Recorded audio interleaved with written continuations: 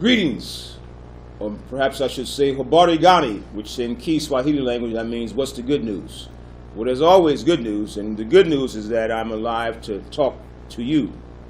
But I am Eric Jackson Sr. I'm currently a teacher at Harrisburg High School, and there's many things to Eric Jackson. I used to refer to myself as a Renaissance man because I love life and I love literature, I love language, I love people. And I guess that can all be summed up in saying that I am an ambassador.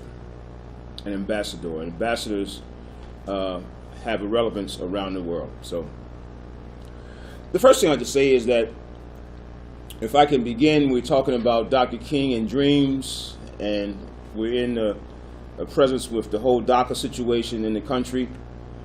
And so if I could recall a poem by Langston Hughes called Harlem.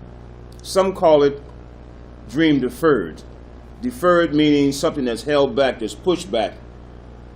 And so it has very much of a relevance today because to the young people, and particularly the youth, nothing should deter you or keep you from becoming what you have purposed to be, what your destiny have been, even before the foundations of time. And so Langston Hughes penned these words during the Harlem Renaissance time in the poem Harlem. He says, "What happens to a dream deferred? Does it dry up like a raisin in the sun, or fester like a sore and then run? Does it stink like rotten meat, or crust and sugar over like a syrupy sweet? Maybe it just sags like a heavy load. Or does it explode?" And so that poem is action-packed. It's layered with different things, but its relevance spans the Harlem Renaissance through the 60s and the 70s and here in the 21st century. What happens to a dream that's put off? Does it die? Well, the young people of today are hopefully keepers of the dream, of Dr. King's dream, and even before then, the dream that you would be able to have a right to life and have it more abundantly. And so as I speak to young people, I try to encourage them that we all have a purpose and that we don't choose our families. We're born into families. But where you were born and where you live does not have to determine your destiny. And sometimes we grab onto the things in our environment that become our identity, and then somebody has to come around, like our coach or our teacher or our mother or father, even our homie, can show us a different way. That our identity does not have to be where we live every day. We can see beyond that. I believe it was Reuben Hurricane Carter that said from prison, he talked about how these prison walls that he was behind, that he can see beyond those walls. And so that's how we have to think also, is how far can I go? How far can my dreams take me? Do I have the tools to get to those things? Do I want to be a physician? What do I have to do to prepare for that? Even now in high school, really it should begin in elementary school so that your dreams can be real, and dreams are real. If you can think it, if you can conceive it, someone said, and you can believe it, then you can achieve it. And so when we look at this being the 50th anniversary of many things this year, and I can reflect back on Dr. King, and I was in middle school at the time, I believe 7th grade, and our class president for the school, when Dr. King was assassinated on that day, April 4th, 1968.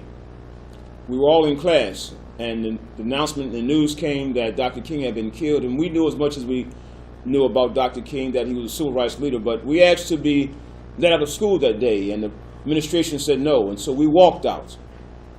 That was a form of protest. Perhaps we didn't know it at the time. Just 4 years, or rather a year or two prior to that, I was part of busing desegregation in the state of Pennsylvania, right down the road in Chester, Pennsylvania, where my elementary school, Lincoln Elementary, was only a block away. I could walk there, grades 1, 2, 3, and 4. But because of the state de facto segregation law that had come into effect, we were bused across town to Stetzer Elementary School. And that was a change. That dynamic and change changed history.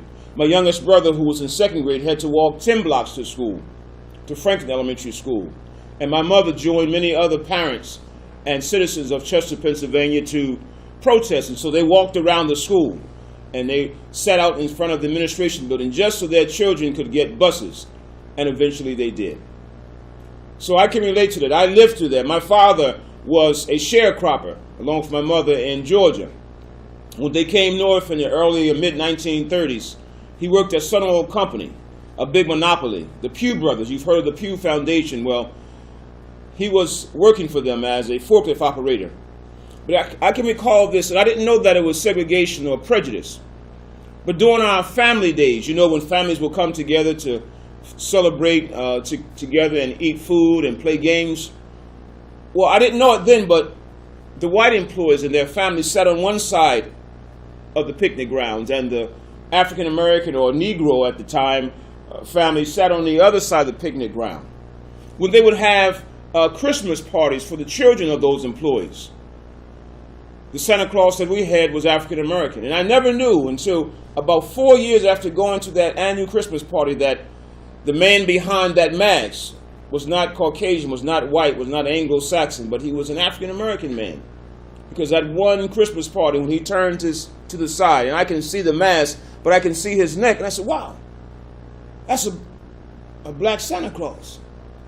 And even during our Easter egg hunts, the same thing took place. And so we talked about the word subtle, that prejudice is a subtle thing that happens sometimes, but even today, it's not so much subtle as we can recall back in Charlottesville, Virginia, just several months ago, where a so-called leftist or leftist or neo-Nazi plowed through a crowd of people, and there was one woman was killed, and she was not of the darker hue and shade. She was a young white woman, but she was a part of the movement of protest there.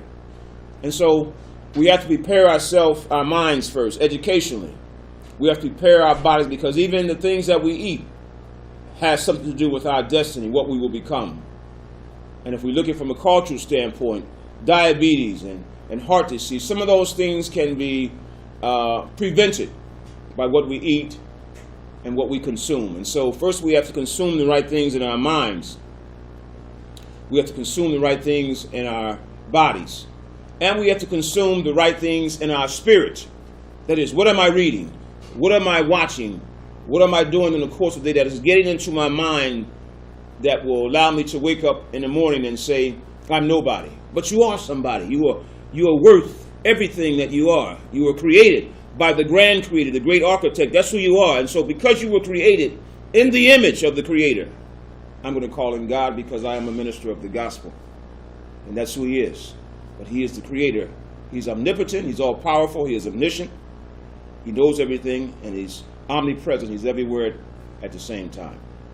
And so the message is that because you were born, that you have purpose. Because you were born, you have destiny. Because you were born, you were born to make a difference and to make a change. Peace.